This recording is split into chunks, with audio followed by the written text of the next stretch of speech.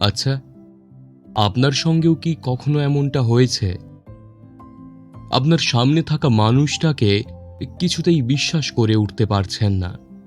কেবলই মনে হচ্ছে সামনের মানুষটা ভুল, তার উদ্দেশ্য ভুল। কিন্তু শেষ পর্যন্ত দেখলেন সেই মানুষটাই আপনাকে একটা বিপদের হাত থেকে বাঁচিয়ে ঘন অন্ধকারে কোথায় যেন মিলিয়ে গেল। অনেক খুঁজেও তাকে আর খুঁজে পেলেন না, যেমন খুঁজে পায়নি প্রীতম। যাই হোক, এর বেশি আপনাকে আর কিছুই বলবো না। তার চেয়ে বরং আপনি শুনে নিন আজকের গল্প। নীলানাথ দাশের লেখা অলৌকিক ঘোড়সাওয়ার।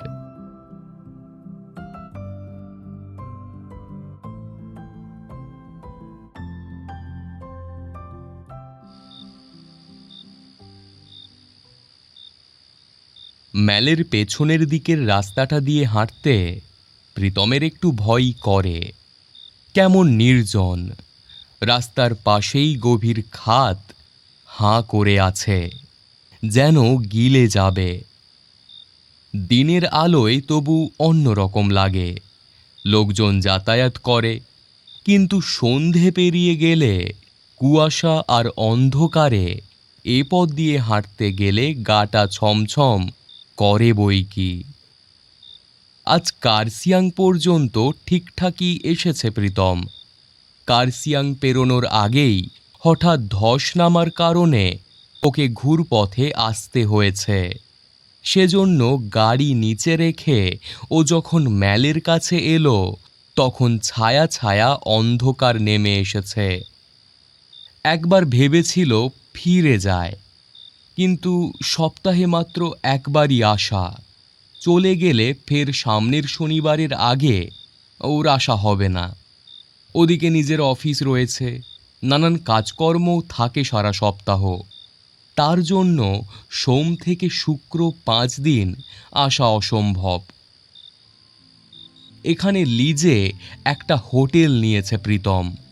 বহুদিনের স্বাদ ছিল এরকম এলাকায় হোটেলের মালিক হবে। ওর শখ পূর্ণ হয়েছে।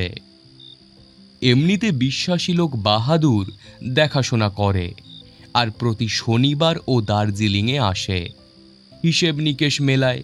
রবিবার থেকে সোমবার ভোরে আবার ফিরে যায়।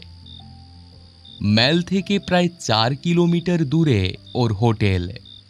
রাস্তার অবস্থা ভালো নয়, গাড়ি চলাচলের পক্ষে একেবারে অনুপযুক্ত। সুতরাং গাড়ি শহরের নিচে রেখেই আসতে হয়। তারপর ম্যাল পেরিয়ে হাঁটা পথে নিচে নেমে একেবারে পথের শেষ প্রান্তে ওর হোটেল ড্যাফোডিল। স্থানীয় মানুষেরা ঘোড়ায় চেপেও ওঠানামা করে, তবে প্রীতমের মতো ভেতো বাঙালির সাহস হয় না ঘোড়া নিয়ে এই সংকীর্ণ পথে চলাচল করবার, যার একদিকে খাড়া পাহাড়, অন্যদিকে গভীর খাদ। আজ আবার পৌঁছতে দেরি হওয়ার দরুন অন্য পরিস্থিতি তৈরি হয়েছে। সন্ধে নামছে, সামান্য একটু আলো এখনো আছে, তবে কুয়াশাও ঘনাচ্ছে। একদিকে তার হোটেলে না গেলেই নয়, অন্যদিকে আবার অজানা ভয়। কি করবে ভাবতে ভাবতে রাস্তার সামনে পিছনে তাকালো প্রীতম, কিন্তু 2-1 অচেনা ট্যুরিস্ট ছাড়া কাউকেই দেখতে পেল না। ইতিমধ্যে ঝুপ করে আঁধার নামল। অন্ধকার আর কুয়াশার মেলবন্ধনে প্রীতম একটু চিন্তিতই হয়ে পড়ল। রাস্তার দুপাশে থমথমে পাইন গাছগুলো নিকষ আঁধারের মাঝে ভূতের মতো দাঁড়িয়ে আছে। এর মধ্যে শিরশিরে হাওয়াও বইতে শুরু করেছে। একবার মনে হলো ফোন করে বাহাদুরকে বলে ওকে এসে নিয়ে যেতে। দুজনে পথ চললে ভয়টা অন্তত কম থাকে। ভয়টা অবশ্য শুধুমাত্র নিঃসঙ্গভাবে হাঁটবার জন্য নয়। ইদানিং এই অঞ্চলে জংলি কুকুরের অস্তিত্বের কথা শুনতে পাওয়া যাচ্ছে। কিছুদিন আগেই এক ভদ্রলোকের ক্ষতবিক্ষত দেহ ম্যালের নিচের রাস্তায় পাওয়া গেছে। এক প্রত্যক্ষদর্শীর মতে কতিপয় জংলি কুকুর নাকি তাকে আক্রমণ করেছিল। এ সমস্ত কথা মনে হতেই প্রীতমের মনে ভয়টা আরও চেপে বসল। আর দ্বিধা না করে হোটেলের ল্যান্ডলাইন নম্বরে ফোন করল, কিন্তু কিছুতেই লাইন পেল না। বাহাদুরের কন্ট্যাক্ট নাম্বারে ফোন করতেই শুনতে পেল, The number you have dialed is currently busy. Please try again later. বার কতক একই কথা শুনতে শুনতে প্রীতম বিরক্ত হয়ে গেল। ভাবল, যা থাকে কপালে ও একাই যাবে। অতএব 5 শেলের টর্চটা জ্বালিয়ে প্রীতম একাই হাঁটতে শুরু করল। পাহাড়ি রাস্তায় যাদের চলাচলের অভ্যাস আছে তারা নিশ্চয়ই জানেন, নিস্তব্ধতা আর জনহীন সংকীর্ণ রাস্তা কেমন ভয়ের সঞ্চার করে। তার উপর ঝিঁঝি পোকার একটানা ডাক যেন নিস্তব্ধতাকে আরও তীব্র করে তুলল।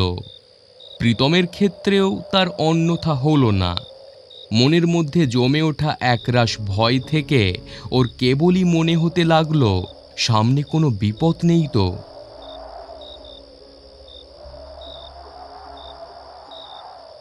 প্রীতম সন্তর্পণে পা ফেলতে ফেলতে এগোতে লাগলো।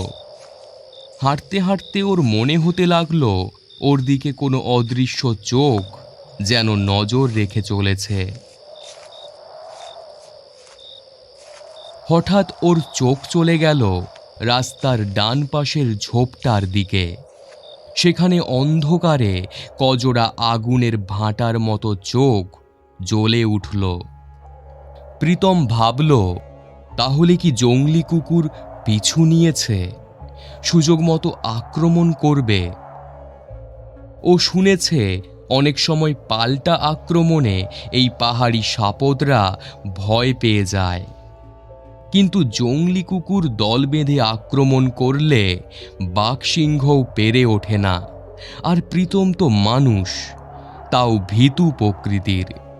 তবু সঙ্গের ব্যাগটাকেই না হয় সাময়িক প্রতিরোধের জন্য ব্যবহার করবে।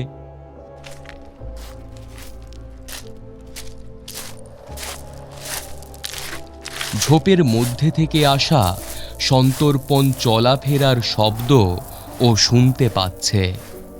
আরও একটু সতর্ক হলো প্রীতম। বলা তো যায় না, হয়তো অতর্কিতে ঝাঁপিয়ে পড়বে ওরা। এক হাতে টর্চটা শক্ত করে ধরল, ডান হাতে ব্যাগটাকে সামনে ধরে সাবধানে হাঁটতে শুরু করল।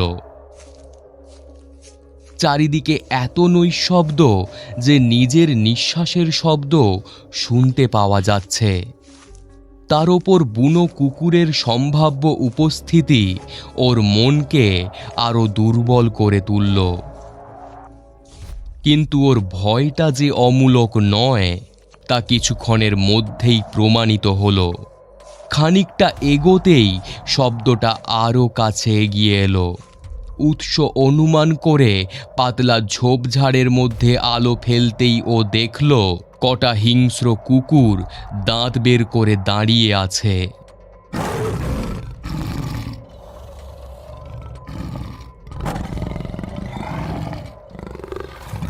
যেন কারোর নির্দেশের অপেক্ষা করছে, সংকেত পেলেই ঝাঁপিয়ে পড়বে। হঠাৎ কোনো এক জন্তুর চিৎকারের শব্দ শোনা গেল।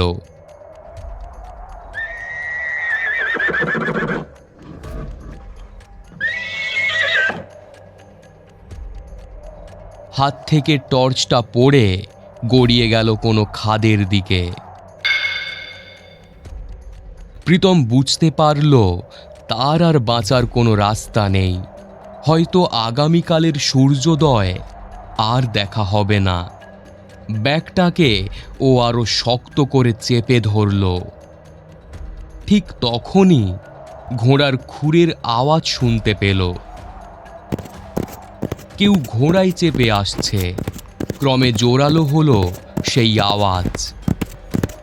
শব্দটা ক্রমশ এগিয়ে এসে ওর পেছনে থামল।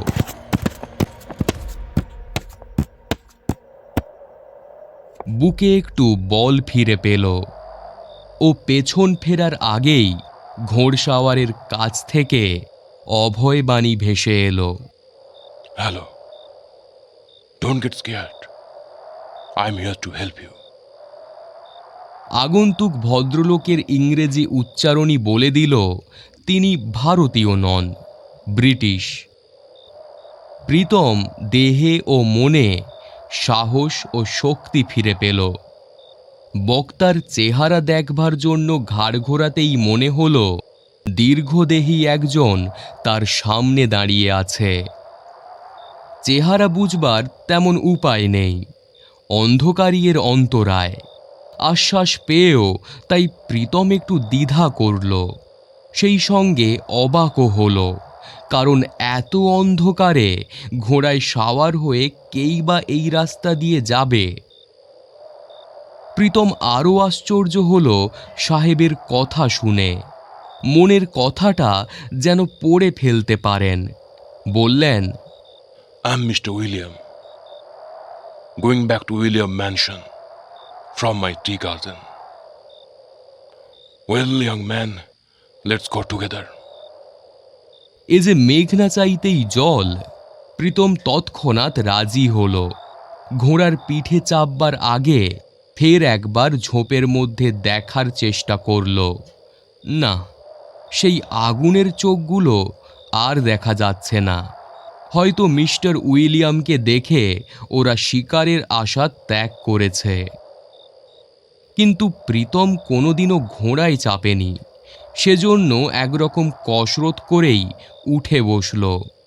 উঠেই সাহেবের পিছনে বসে অনুভব করল মিস্টার উইলিয়ামের পিঠে কোনাকুনি করে রাখা বন্দুক। মনে হলো 303, সাধারণত গন্ডার শিকারের জন্য ব্যবহার করা হয়। প্রীতমের বাড়িতেই আছে একটা, দাদুর আমলের। এখন সাহেবের পিঠে যেন সেরকমই বন্দুকের উপস্থিতিতে বুকটা দুরু দুরু করে উঠল। সাহেবের অন্য কোনো উদ্দেশ্য নেই তো, থাকলেও উপায় নেই যে নেমে পড়বে। অতএব ও চুপচাপ বসে রইল ভাগ্যদেবীর ওপর নিজেকে ছেড়ে দিয়ে। ঘোড়া চলছে, চারিদিক শুনশান। প্রীতমের মনে হলো ও যেন অনেক দিন ধরে কোনো গন্তব্যহীন ঠিকানার দিকে ছুটে চলেছে, হয়তো বহু যুগ বা অনন্ত কাল ধরে। প্রায় 1.5 কিলোমিটার যাওয়ার পর ঘোড়াটা থেমে গেল।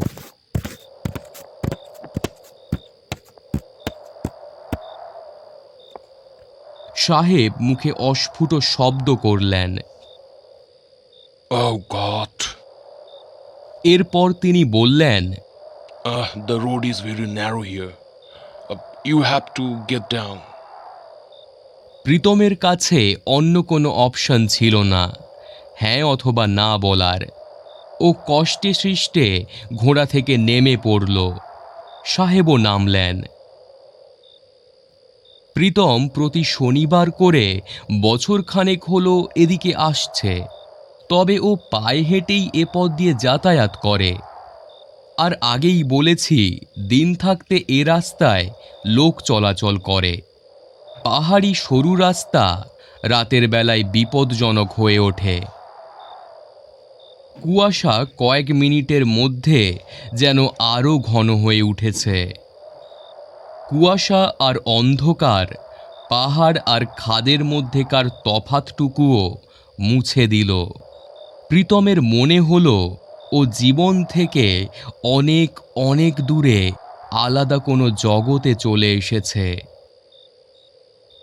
সাহেব Come. বলে ওকে অনুসরণ করতে বলে বড় বড় পা ফেলে হাঁটতে লাগলেন। সবার আগে যাচ্ছে সাহেবের ঘোড়া। ওর নালের আওয়াজ পাথুরে জমিতে খটখট করে নাগাড়ে শব্দ তুলে চলেছে। তার পেছনে সাহেব, আর সেই শব্দ অনুসরণ করে ভয়ে ভয়ে তার পেছনে যাচ্ছে প্রীতম। কিন্তু মনে মনে ভাবছে আজকের এই অদ্ভুত অভিজ্ঞতার কথা। এতদিন ধরে যাতায়াত করছে এখানে, কিন্তু কোনো ব্রিটিশ সাহেবের কথা তো সে শোনেনি, যিনি ভারতবর্ষের স্বাধীনতা লাভের পরও নিজের দেশে না ফিরে এখানে থেকে গেছেন। চিন্তার জাল বুনতে বুনতে বুঝি একটু অন্যমনস্ক হয়ে গিয়েছিল প্রীতম। হঠাৎ ঘোড়ার তীব্র আর্তচিৎকারে ওর তন্ময় ভাবটা কেটে গেল।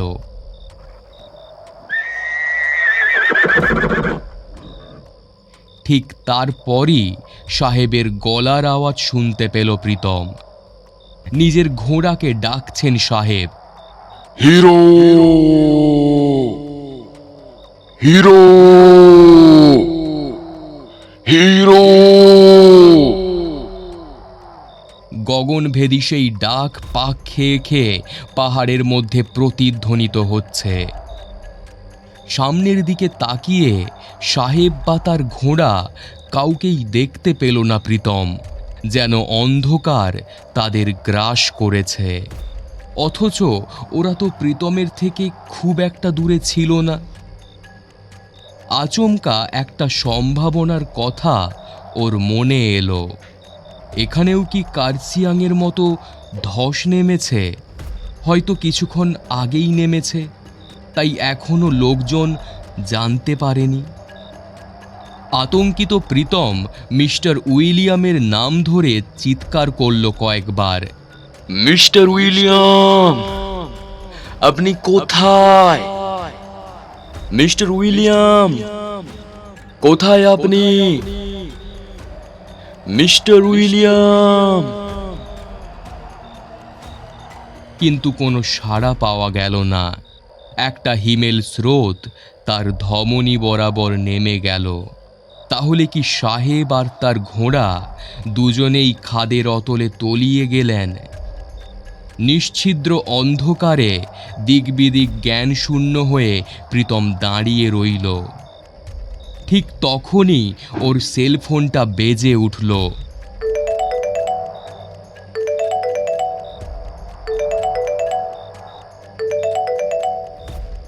পর্দায় ফুটে উঠল বাহাদুরের নম্বর।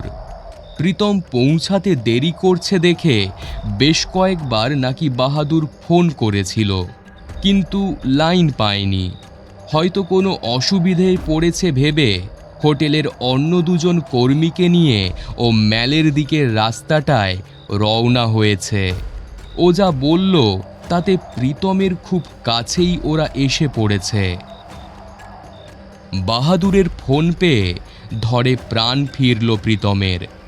কিন্তু বাহাদুর যদি প্রীতমের কাছাকাছি এসে থাকে, তাহলে ধস নামার কোনো খবর দিল না কেন? প্রীতমের মনে আর একটা প্রশ্ন জাগল।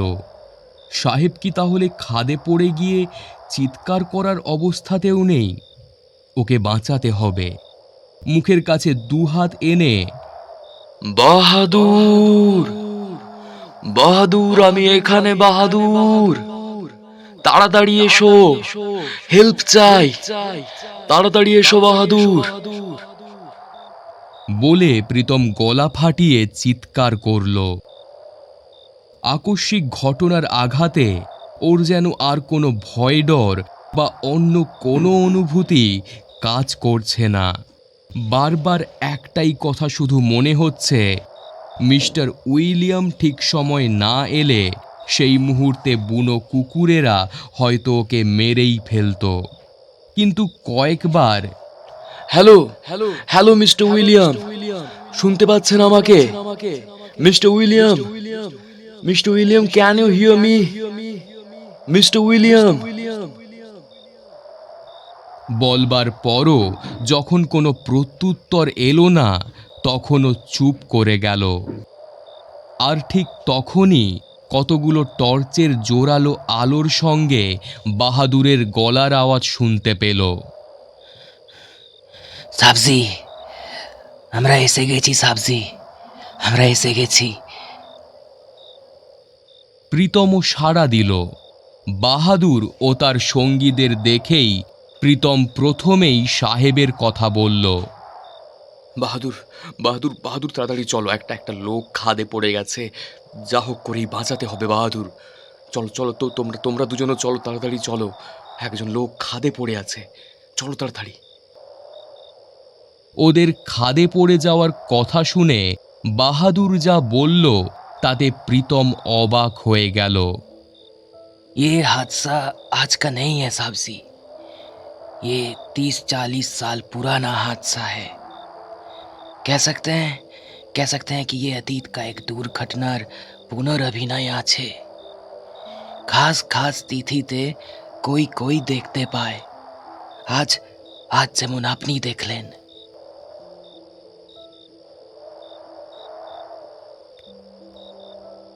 ধস যে নামেনি তা বাহাদুরের ওই পথ দিয়ে আসা দেখেই বোঝা গেছে, কিন্তু প্রীতম যে সে কথা বিশ্বাস করতে পারছে না, কারণ পুরো ঘটনাটা ওর চোখের সামনে ঘটেছে।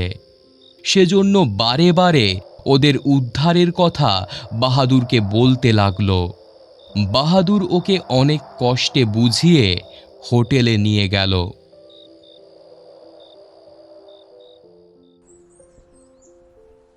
পরদিন ভোর হতেই বাহাদুর প্রীতমকে ঘুম থেকে ডেকে তুলল। প্রীতম তড়িঘড়ি উঠে ফ্রেশ হলে বাহাদুর ওকে পাহাড়ের পাকদণ্ডি বেয়ে পাইন আর ওক গাছের সারির মাঝখানে বিবর্ণ এক সাহেবী বাংলোর সামনে নিয়ে গেল। বাংলোর গেটের পাশে মার্বেলের ফলকে লেখা উইলিয়াম ম্যানশন। প্রীতম অবাক চোখে দেখছিল। প্রবেশদ্বারের আশেপাশে অসংখ্য আগাছার ঝোপ, বুনো লতায় ভর্তি জংধরা বিশাল গেট। জরাজীর্ণ তালাবিহীন সেই গেট ঠেলতেই ক্যাচ করে পাল্লায় শব্দ হলো।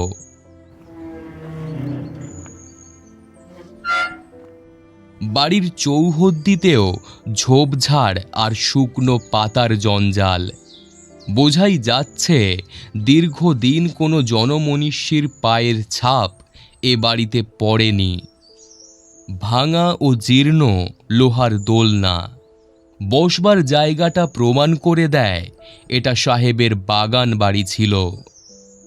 বাগানের ঠিক মাঝখানে ঝোপ ও লতানো গাছের আবেষ্টনীতে ঢাকা পড়ে যাওয়া এক স্ট্যাচুর দিকে চোখ পড়ল প্রীতমের।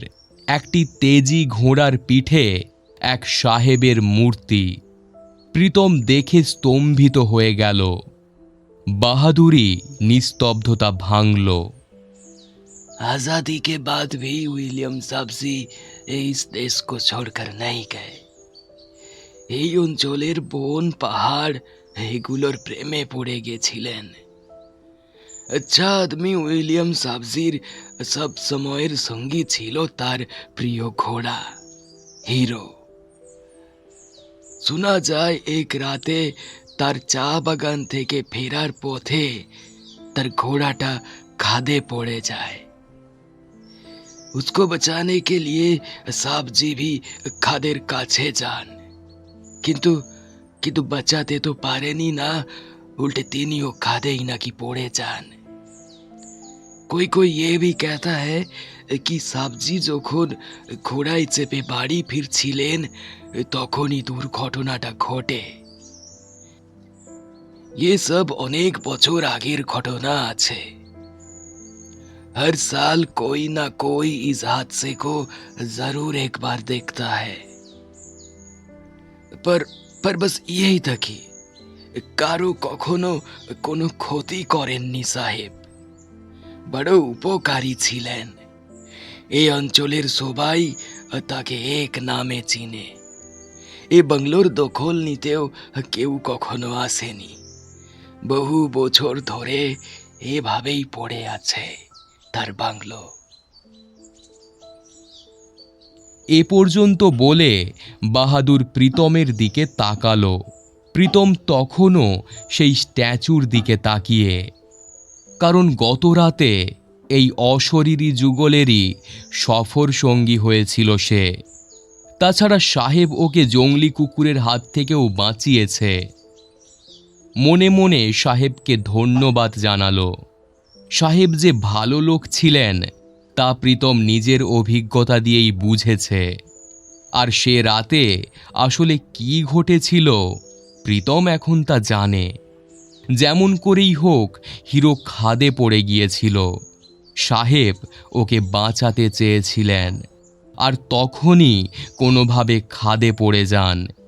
প্রীতমের এ ব্যাপারে আর কোনো সন্দেহ নেই।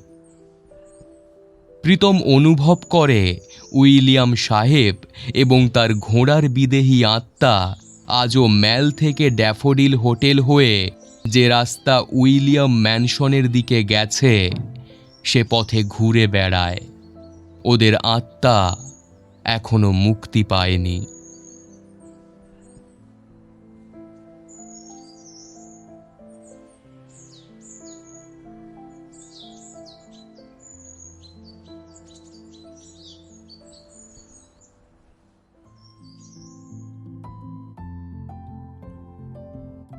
আজ গল্প পাঠে এবং বিভিন্ন চরিত্রে ছিলাম আমি প্রবাল। সকলে ভালো থাকবেন। শুভরাত্রি।